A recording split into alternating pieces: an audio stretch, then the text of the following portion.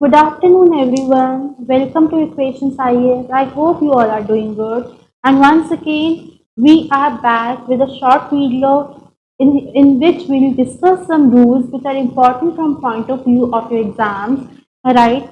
And I hope you people know that we have started with a 50-day course of English from basics to advanced, जहाँ पे हमने पूरे आपके bank SSC और bank में भी पीओ क्लर्क सीडीएस सबके जो सिलेबस है उनका ध्यान रखा है and the classes which we are taking in the YouTube that's in the form of live streaming is we are taking every basic topic of English and we are seeing how they are applied in the questions which we often see in bank exams or CDS exam or any competitive exam, right? Today once again I am back with grammar rules,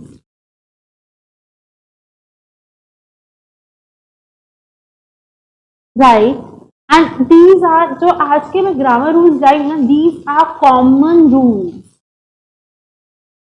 like ये for sure है 100% कि अगर मैं आपके पास 5 rules लाई हूं और ये 5 के 5 रूल्स हर एग्जाम में हर बार आए ही आए हैं. This means today what in this video I will help you to gain 5 marks. If you are through with this video, this will automatically take you nearer to the selection because इससे आपके 5 marks तो पक्का आएंगे. ये rules हर बार आते ही आते हैं क्योंकि ये बहुत बेसिक रूल्स हैं और ये जो है आपके एग्जाम में जितने भी मैंने पेपर गो थ्रू किए हर बार देखा है, राइट? तो अब हम ये देखते हैं कि ये रूल होते कैसे, कौन से हैं और किस तरीके के रूल होते हैं वाले हमारे. ओके, लाइक सबसे पहला रूल जो हमारा कहता है वो ये कहता है if you use did in the sentence the other verb will be in simple present form. ये मैंने कहा ना आपको, आज मैं बहुत बेसिक रूल लेके आई हूँ जो आपकी कॉमन स्पोकन इंग्लिश में या फिर आप जब भी इंग्लिश लिख रहे हो तब भी यूज होते हैं, राइट?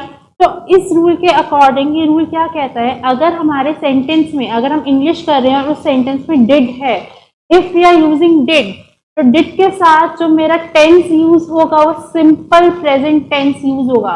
हम इसके साथ कोई और टेंस यूज नहीं करेंगे, राइट?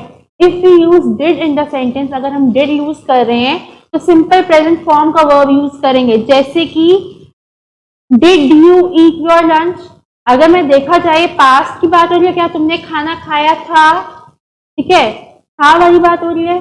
तो था में तो ईट नहीं एट होता है, हमने तो यही पढ़ा है, राइट? बट नहीं, अगर आपके सेंटेंस में डिड लग जाता है तो उसके बाद आपका जो वर्ब होता है वो प्रेजेंट टेंस में होता है क्योंकि ऑलरेडी पास्ट को डिनोट करने के लिए हमने डिड लगा दिया है, ठीक है? Did rule. जैसे एक और एग्जांपल लेते हैं, अगर मैं आपको बोलूं शी डिड हेल्प मी, उसने मेरी मदद करी थी, डिड हेल्प. इस क्योंकि अब तो मैं पास्ट में बोलूं, मैं हेल्प नहीं लिखूंगी, I will not right help, I will write help. क्यों? क्योंकि उसने मेरी मदद करी थी. डिड के साथ प्रेजेंट फॉर्म आता है. Did dance, did sleep, slept नहीं आएगा, राइट? डिड स्लीप, स्लेप्ट नहीं आएगा. Understanding, right? अब इसी अगर हमें डिड रूल आ गया, अब इसका ही एक बहुत इंपॉर्टेंट रूल है जो हम लोगों को ये जो है एग्जाम में like I often see, especially जो आपके स्पॉट एरर्स होते हैं ना उसमें तो इस रूल की गड़बड़ होती ही होती है. और ये जो जैसे डिड वाले रूल की अगर गड़बड़ होती है वो भी नो सूनर रूल में होती है या नो सूनर की भी जो गड़बड़ होती है वो भी होती है. तो ये रूल आपका क्या कहता है, अगर आपका क्वेश्चन नो सूनर से स्टार्ट हो रहा है, if the question starts with no sooner, पहला rule it is followed by then. अगर आपका क्वेश्चन नो सूनर से स्टार्ट हो रहा है तो उसके बाद देन आएगा ही आएगा. ये फॉर श्योर रूल है. No sooner had I received her call then I left, no sooner के साथ देन आता ही आता है, ये रूल है हमारा, राइट? इसके साथ व्हेन नहीं आएगा, इसके साथ देन नहीं आएगा, इसके साथ देन आएगा, right? No sooner is always followed by then. Second rule क्या कहता है, नो सूनर के पास आप या तो उसको आप एक ऑक्सिलरी वर्ब देते हो या तो हैड दोगे या डिड दोगे, राइट। मतलब कि नो सूनर के बाद या तो आप हैड लिखेंगे या डिड लिखेंगे। आप हैड वाला, अगर हैड लिखोगे तो आपका verb past participle third form में होगा, had received, had eaten, had slept, right. अगर हम डिड लिखेंगे, नो सूनर डिड, तो ये रिसीव, ये वाला रूल जो है, did receive, did eat, did sleep, ऐसे हो जाएगा, राइट। तो यहाँ पे हमें 3 रूल पता चले हैं। नो सूनर के साथ दैन आता है, नो सूनर के साथ डिड लिखोगे तो वर्ब प्रेजेंट फॉर्म में आएगा जो डिड रूल है, हैड लिखोगे तो थर्ड फॉर्म में आएगा जो हैड का रूल है, right. But no sooner is always followed by auxiliary verb either did और हैड, राइट। ओके, अब नेक्स्ट देखते हैं, नेक्स्ट क्या है हमारा,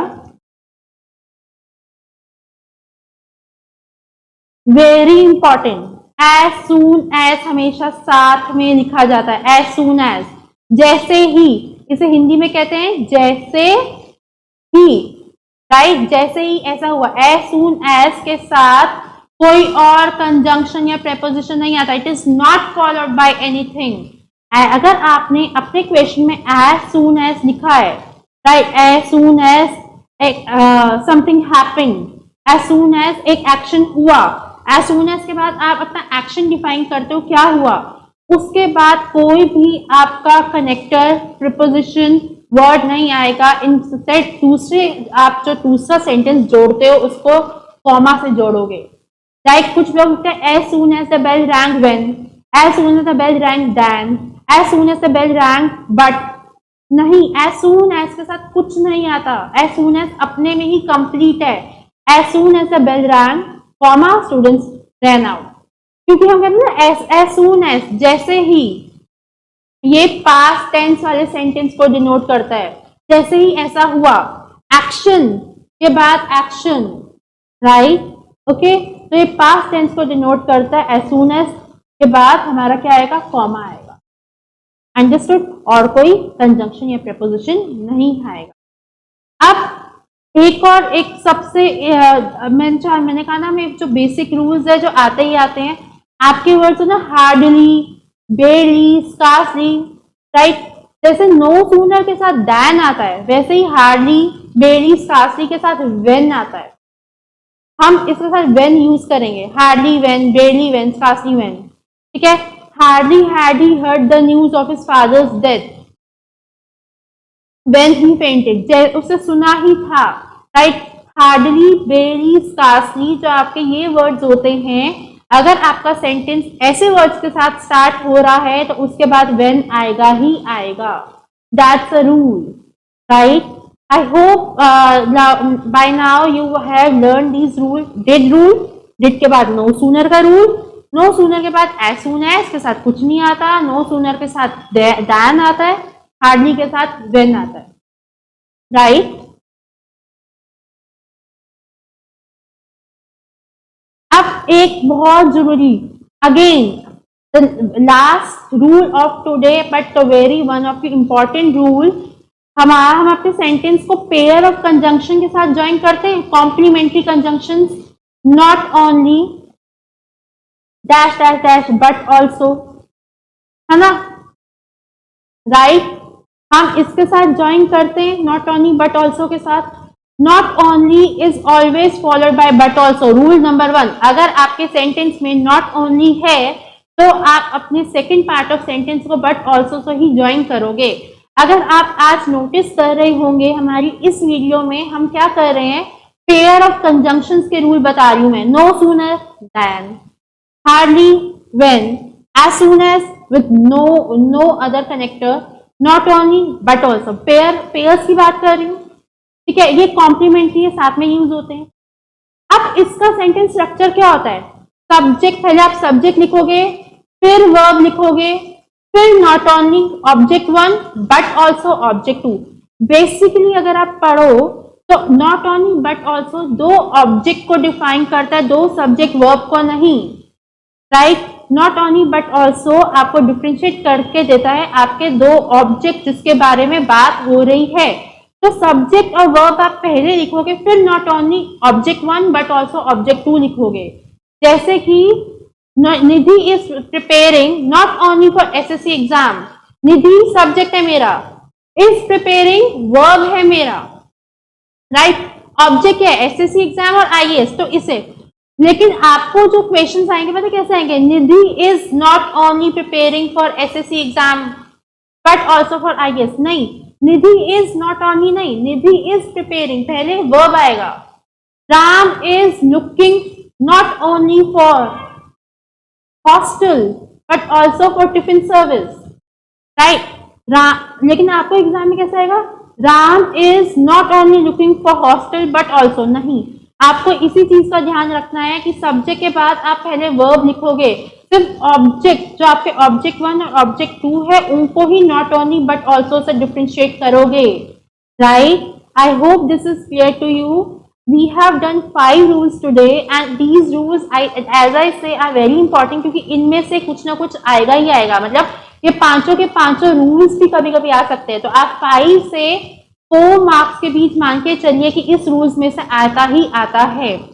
तो and we have discuss many rules in detail, right. हम इससे पहले भी बहुत सारे रूल्स डिटेल में डिस्कस कर चुके हैं और उन रूल्स के लिए you can watch the YouTube videos which are there, हम यूट्यूब लाइव क्लासेस भी स्ट्रीम कर रहे हैं, right? So you can obviously go through them and consider them if you want to go and learn all these things in detail and you want to learn more and more rules. Okay, we'll be back with another video. Till then, thank you.